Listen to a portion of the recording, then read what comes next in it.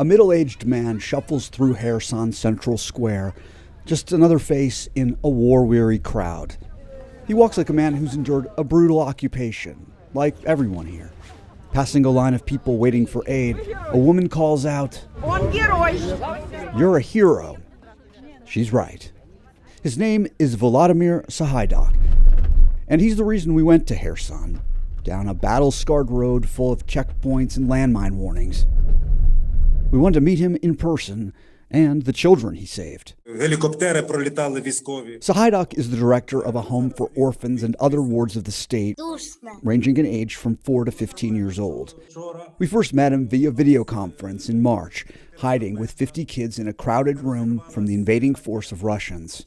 A 16-year-old named Dennis, one of the older boys here, spoke for the group. Currently, we are occupied by Russians, he says. We see how airplanes fly over our heads. We hear explosions, usually at night or early morning. He said the older boys, like himself, helped the younger ones. What's it like for them?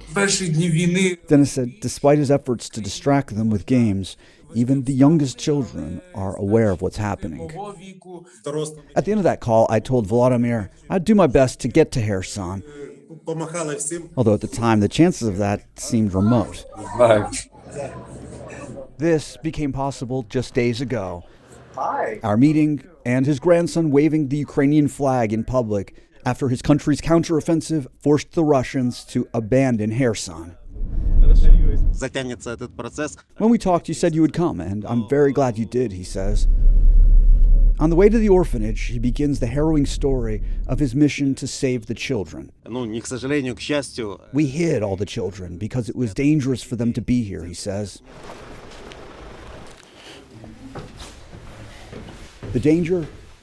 The Russians were hunting for children to take back to their mother country. Despite this, the flag of Ukraine hung here for 5 months, he says. These explosions we hear now, they were even louder. We saw it all. We heard it all. Our children didn't walk on sports fields and could only spend 15 minutes at a time in the courtyard because shells and rockets were flying by. For months, he guarded the orphanage. He shows us the room where he slept alongside a few staff. Their home was now with the orphans they had vowed to protect. But the war raged on, and finally, the Russians came. There were a lot of Russians, he says, their security service and soldiers. And then what happened? He says they took documents about the children. Of course, the children were scared, as well as the staff. But he says, we withstood the pressure with dignity. When Russian journalists tried to film him, Dennis knew it was for propaganda and turned his back to the camera. No interview. Нет. Денис жил в этой комнате. But the room Dennis and the other older boys shared would be the first to be empty. After their visit, the Russians forced Dennis and the other teen boys to go to Crimea. Are you worried about Dennis? Очень. Very, he says. Why? Потому что это наши дети. Because these are our children. At that point, he knew he must hide every single child remaining.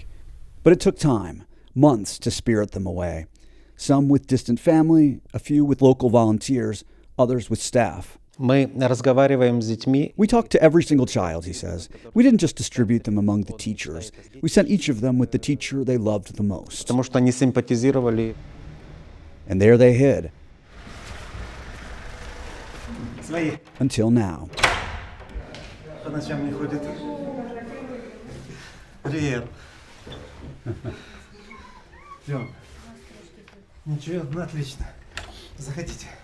We meet Misha, Katya, and Vlad. They've been living with their teacher, Halina Kulakovska. Here, she and the children hid in fear. Are you happy that the Russians are no longer here? Конечно. Yeah, sure. Because they broke our lives, says Katya, who's 15. The teacher took them into her small apartment with no electricity, her gas stove, the only heat, her small porch serving as the refrigerator. Багато часу на роздуми не було. It was dangerous, both for me and for those who helped us, including the director, she says. We told everyone that these are my niece and nephews. Orphans had started disappearing in Kherson. Vladimir took us to a church that was supposed to be a sanctuary for 46 orphans, all babies and toddlers. They slept on mattresses and cushions on the floor, but the Russians found them and took them away.